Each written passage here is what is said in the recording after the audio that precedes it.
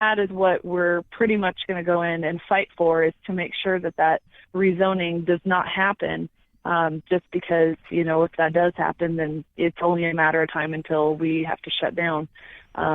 So, the other thing is we're hoping that the city really embraces us, because we do bring a lot to that community. We're very involved with the city. We're involved with all the community organizations. We have all the high school booster clubs and FFA and the fire department, everybody that is there for 50/50s, and we donate to them. And so we're very, very tight-knit with the community, and the community is not happy about it at all. So there's quite a bit of backlash. There's a lot of people that love and embrace that track out there, and so that's good to see, because we're going to need that backing for, that rezoning meeting. Right, and I think something else you didn't hit on was the fact of the revenue that track brings into the city, not just at the racetrack, but, local businesses surrounding that racetrack. Yeah. That's another plus. It does.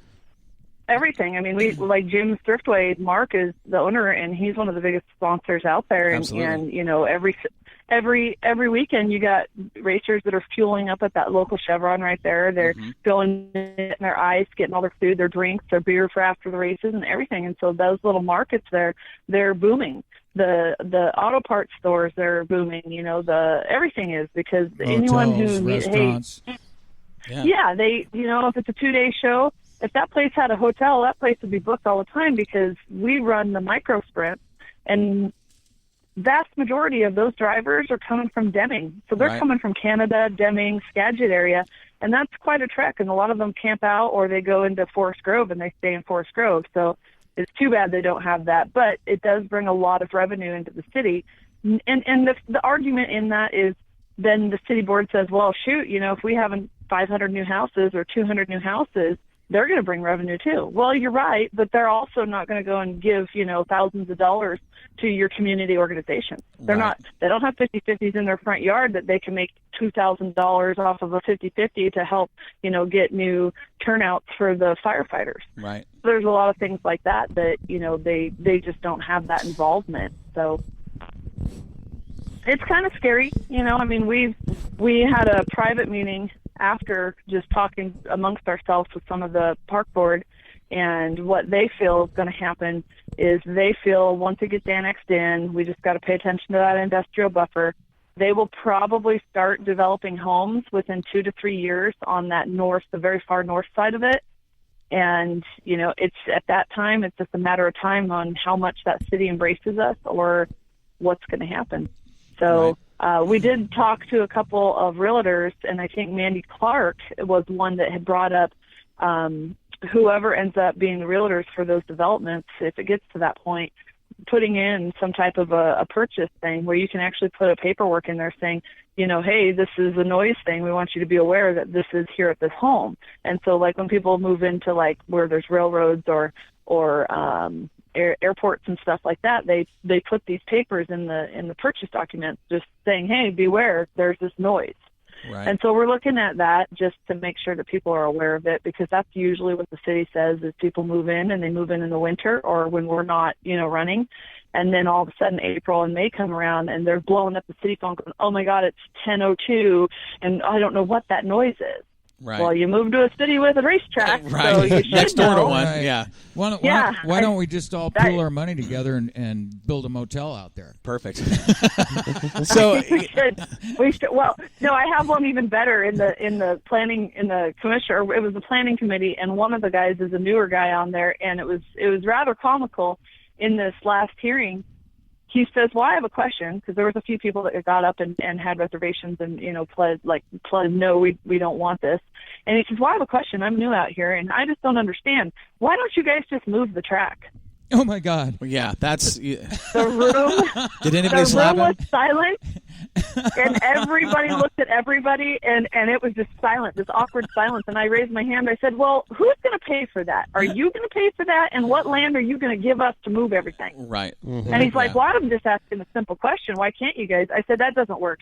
If you shut us down and we have to move, we're done. And we're not coming back. It's done. And so I brought up the whole Portland Speedway deal, and I don't know if you guys read it, but there was in the Forest Grove Times, which is part of the Oregonian, there was a big article about it.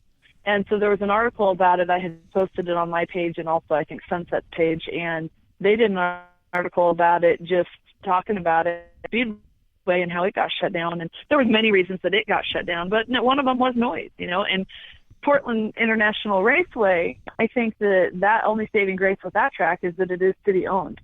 Right, it's not individually, privately owned. It's a government entity. So with that government city, financial backing, it's not going anywhere. I know this is Warren. I know firsthand what happened to Portland Speedway. I was there when Craig Armstrong had to give it all up, and that was a horrible day for 4,000 people went in their own separate ways. Right. It was a terrible thing. Yeah. Is there any kind of a grandfather clause that you guys can get there for being there? You're already there. You're established. I don't know. I know the park, because that property, we don't own that property. The property is owned by the Park Association, so we just own the assets on that property and basically lease it. And so the Park Association that's a privately owned park. It's not a city, ran park or anything like that. Uh-huh. And so they bring a lot to the city as well. So they've got they've been there for 75 years or longer. I actually think it's like 80. And we've only been there, this is our 31st year. But we support them, and we have to pay a lease payment, right. So they get an income for their tractor pull and everything else. And so it's just this trickle down effect that if we have to leave and we have to take all of our stuff too, then now you got everybody with that big tractor pull that's been going for 75 years. Then now they're all frantic because then that's going to leave. Mm-hmm. And then where's the park going to be? Then you'll have another truck parking lot. Basically, yeah. What can we do down here to help with the cause? Well, I think the best thing, if anyone wants to do, is on the Sunset page there is there's a link, and I can resend that or reshare that link, that you can write in a letter to the City of Banks, and there's an address on there, and you can just write in the letter just stating why it's important to keep this racetrack alive, and try to bring up really good points and what you believe, and that racetracks across the United States and everywhere are just they're going away, and it's sad because if we end up leaving in 10 years, everyone that travels from up north that comes to Banks, then they got to travel another 2 hours down south, which is not the end of the world, but it's still, it's an inconvenience. More cost for them, and exactly. It has to stop somewhere. It's kind of getting to be like drive-in theaters, You keep taking one away at a time, one away, and then before long, you've only got one or two places to race. Mm-hmm. Exactly. And I think maybe in the letters that people can refer to what happened in the aftermath of Portland Speedway, and that would be a good point to include in the letters of people dispersing. And if there's people that are good business people and they can write it as a business aspect and really talk about what that brings to the community, bring in a letter like that. I invite anyone that wants to attend that April 11th meeting. I would really say more local people to come to that, just for the fact that they are more involved with Sunset Speedway and know, hands-on what goes on and what community stuff we do and organizations. So if there are organizations that are involved in that, that would be great if they come. I'm going to try to talk to the fire department and the high school and the booster clubs and stuff and say, it's important that you guys come down here because those people, we pay for, all the students, the athletes' uniforms. Right. So they come out there, the Banks Braves, the football team, the baseball team. So all these local sports organizations come out and they all get 2 nights a year. And so that goes back to them. The library, every community member out there that has an organization that needs just a little bit more income, they come out, they get 2 nights a week, and they make a little bit of money to help their organization and help students and kids get uniforms. So, I don't know where they're going to get that extra money. They'll have to, go. I don't know where they would go. And that's so people like that, write a letter if you want to come at April 11th. I believe it's at 6:00 at the City Hall. That's the next meeting, and Nikki, I encourage writing a letter. Right. Prior to being on the air, we had a small discussion about this meeting, and you did mention that you don't want 9,000 people showing up talking about stuff that doesn't matter. What the track means to you, or that your heroes were there racing when you were a kid. Come to the table with a point, a business point. Talk about what the track does for the community. Talk about how the track helps kids in the community. Bring up valid business points and keep your points strong. Because the last thing you want is to get the meeting shut down because, like you said, 10 people have said the same thing and you hadn't made a valid point yet. If you want to write a letter. And that's exactly what they will do is if there was, 15 people there, I try to get my name up on the list first, and I'll probably, if I'm there and other people are before me, I'll probably scratch their name out and put my name because I need to be able to speak first. I'm not being mean. I'll just flip-flop the line. Well, I think by all means you should be the keynote speaker. You really should. If they get up there and it's a ton of repetitious, I know everybody is they're passionate about that facility, but it can't be a lot of repetitious things. So if you do choose to come and speak up at the hearing, listen to what people are saying before you, type up a little thing and scratch some of the things off, and that's what I did is I started out with, a 3-paragraph piece of paper I had typed up. Well, when I was listening to other people, because I was warned not to be, repetitive, and so I started crossing some things out. And I'm like, that guy covered it. Oh, this person covered it.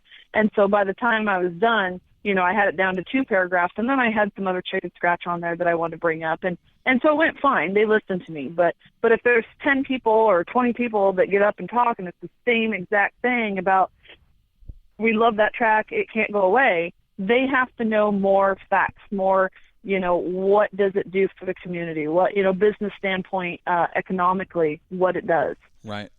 So, but the letters, I mean, I encourage anyone to write a letter and send that in because they have to read them. They all get a copy of it and they have to go through all of that. So even if it is repetitious and there's 20 letters of how they love that track and it's the family's deal and we go there every weekend and we spend our money in your town, that's okay. So, the letters they have to read before the meeting and then they have to listen to all of us at the meeting. So if we flood them with 9,000 letters instead of 9,000 people in attendance, they've got to read that. Maybe it'll sink in what that track means to people, not just in the Banks community, but people come from Washington, people come from Southern Oregon, and what those racetracks do for the community and what they do mean to us. It's every little bit helps. Yeah. So as a racing community, there's a ton of drivers from Washington that have already written letters. Good. So, good. Yeah. Awesome. Every little bit that helps, and so it's pretty nervous. I mean, it's nerve-wracking. I'm a little nervous about it, but I mean, it's not going to shut down tomorrow. I mean, if for some reason you're looking at probably 2-3 years before they even start the development type, groundbreaking, maybe 4 years before houses are actually built. And then how many are they building that, So, I mean, I say within the next 10 years is going to be, the next 4 years, you're going to be fine. The 6 after that, it's going to be a trying period. It's going to be, are we working with the city? Are they backing us? And that's what really needs to happen is that city really needs to embrace it. Kind of like Cottage Grove. Mm-hmm. Cottage Grove is a prime example of a track that's right smack in the middle of the city.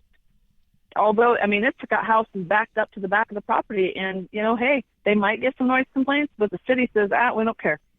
Hey, guys, this is the track's been here, and it's going to continue to stay. Right. And I think, like Sunset, the community does get involved with that racetrack. There was guys that caught yards out there surrounding that racetrack with signs that said, Save Our Speedway. When the community gets involved with that racetrack and they see not just the entertainment value, but what it does for the city, bringing money in like you were talking about, people will get behind it. And I think right now as a racing community, I don't care if you're down in Medford, I don't care if you're up in, Skagit, write letters. Yeah. Get it in there, support this thing, and let's step up as a community and save this racetrack and keep it from going away because it does mean a lot to a lot of people from all over. It does. It absolutely does. It's that cute little bull ring. Everybody has a good time, and I mean, it's just another dirt track. It's a short track race, and you just got to support it. And so it might not be everybody's favorite little track, but you know what I say? I say if you can race Banks and you can get around that track and win, you can race anywhere. It doesn't take an act of God to be able to hammer down and keep your foot to the pedal on a big old giant open track that's 5 wide. But when you come to a little tiny track like that, if you can race a dry slick bull ring, you can race anywhere. Exactly. Yeah. That track is always. Some people are intimidated by that track. As small as that track is, it will test any driver. I mean, it will.